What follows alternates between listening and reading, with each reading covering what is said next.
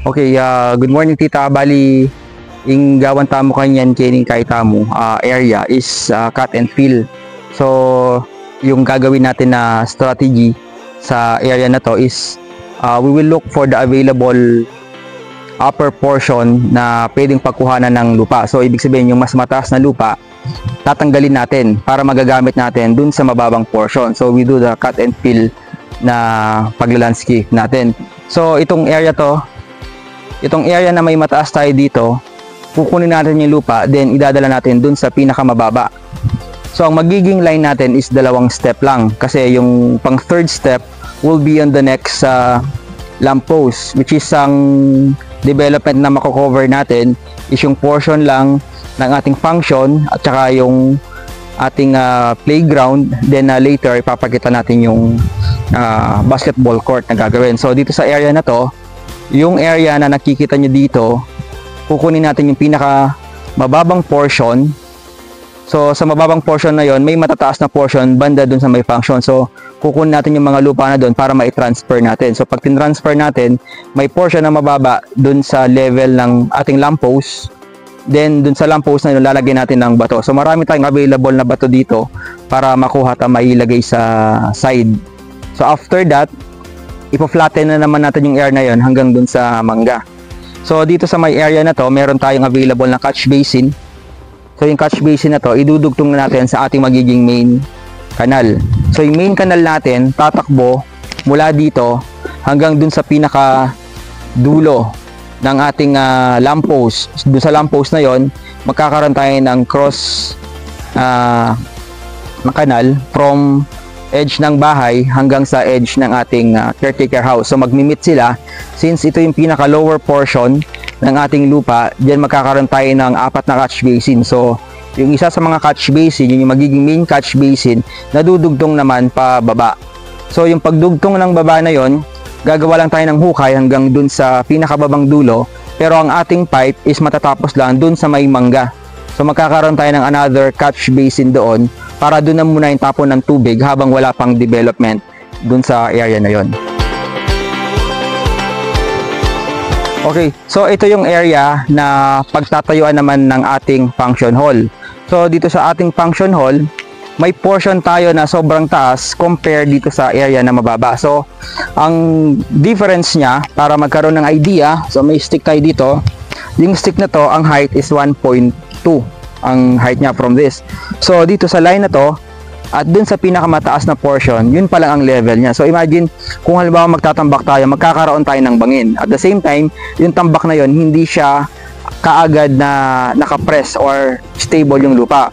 So, the idea is, again, i-cut and fill na naman natin para yung lupa na pagtatayuan, stable na siya kaagad. So, dito sa computation ko, based dun sa initial assessment na makukuha natin, ang volume na cubic na makukuha natin na lupa is nasa around 420, which is equivalent to 30 trucks. Kung ang bawat truck may laman siya ng 14 cubic. So, dito sa area na to, okay na siya at marami na tayong makukuha. Dito sa mababa ng portion na to, pwede na tayong ipagtambak yung ating makukuha na lupa. Although, dun sa portion na mababa na yon, sa tansya ko lang, gagamit tayo ng around 500 cubic. Kung ito lang ang lupa na pagkukuha natin, magkukulang siya. Pero the good news is, may mga cuts din tayo na kukunin doon na pwedeng pang fill. So roughly, wala tayong gagamiting tambak na kukunin from outside source. So lahat ng source ng ating tambak is manggagaling dito sa ating ikakat na lupa. Ang kagandahan, pagka kinat natin yan, makukuha natin yung pinaka-stable na ground natin. Since existing na yung lupa, hindi natin siya tinambak. Pero dun sa mga portion naman na ating i-fill, yun yung kailangan natin na kailangan patatagin pa at i-soil protection natin, then i-press natin yung lupa para magkaroon tayo ng mas stable na ground pagka itatayo na natin yung ating structure, which is area na to, ito yung ating function area. So, maglalakad ako hanggang dito sa area na to. Ito yung kokoberan partially sa design ng ating function hall. So, sa area na to, hanggang sa drop nito, ito medyo mataas na siya. So, lahat ng mga boulders na malalaki na available, dito natin ihihilera para magkaroon tayo ng isang level lang ng ating function hall. Kung hindi man magkakaroon isang level, at least 60% ng ating structure or flooring ng ating function hall naka-rely dun sa flat surface ng lupa. Kung may mga portion na kailangan nakahang, mas konti na lang siya. So roughly mga 30% na lang ang nakahang, which is parang mag-serve lang siya na second floor construction lang ang dating niya. So sa area na to, baka may hollow sa portion ng ating function hall. Okay, so dito naman sa area na to, ito yung magiging basketball court natin. So itong position ko ngayon na medyo naka-mid dun sa level ng ating elevation sa lupa, may portion na mataas, dito yung mid, at medyo mababa dito. So kakailanganin kasi natin ng lupa para sa pagtatambakan, kaya hindi tayo pwedeng kumuha dun sa may mataas na portion, since yung portion na yon na makukuha natin, yun yung pangtatambak natin dun sa mababang area. So dito sa area naman na to, linakad natin this morning kung ano yung pinakamagandang access sa ating daan, since meron na tayong available na daan doon at saka parking area.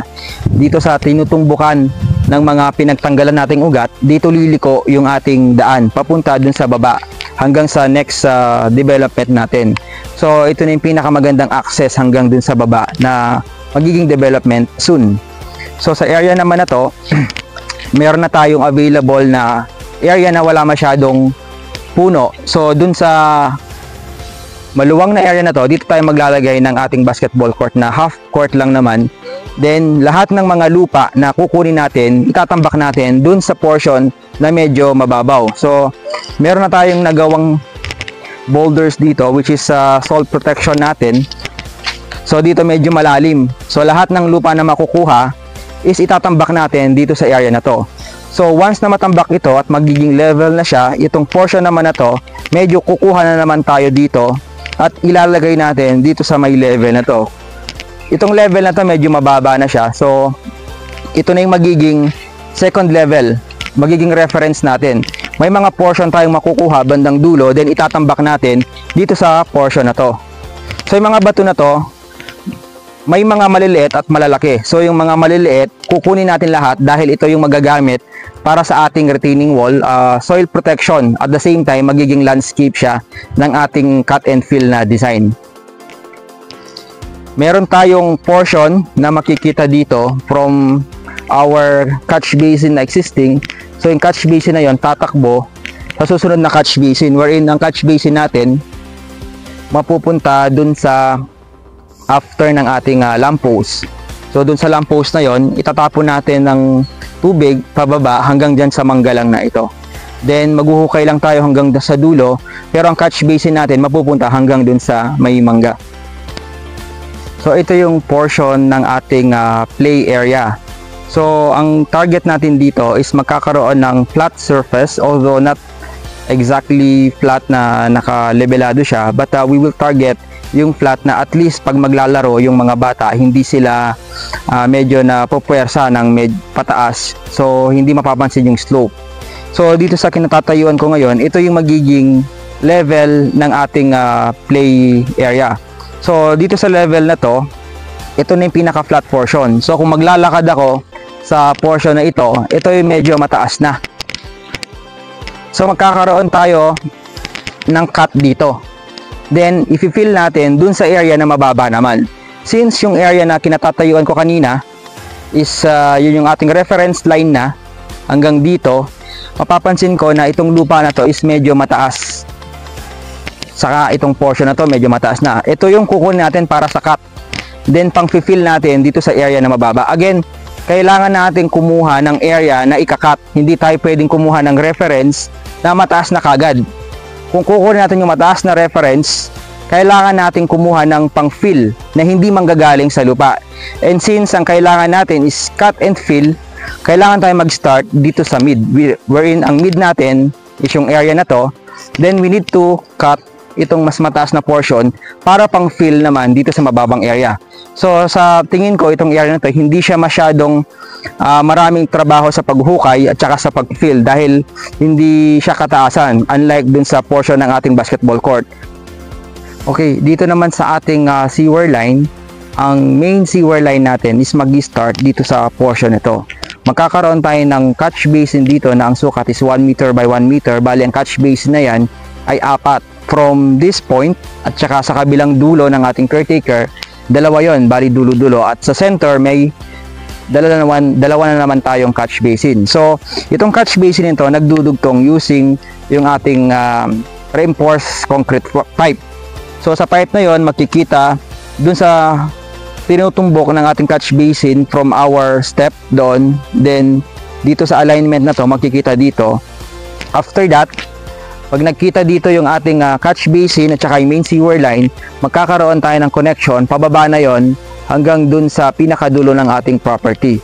So, the next development ng ating sewer line, dun na lang natin siya idudugtong. Although, pwede na tayong maghukay partially since darating yung ating backhoe at saka yung mga equipment natin, para kahit catch basin lang nandito, pagka magpo-flow yung tubig, may dadaanan na yung tubig papuntang sa baba.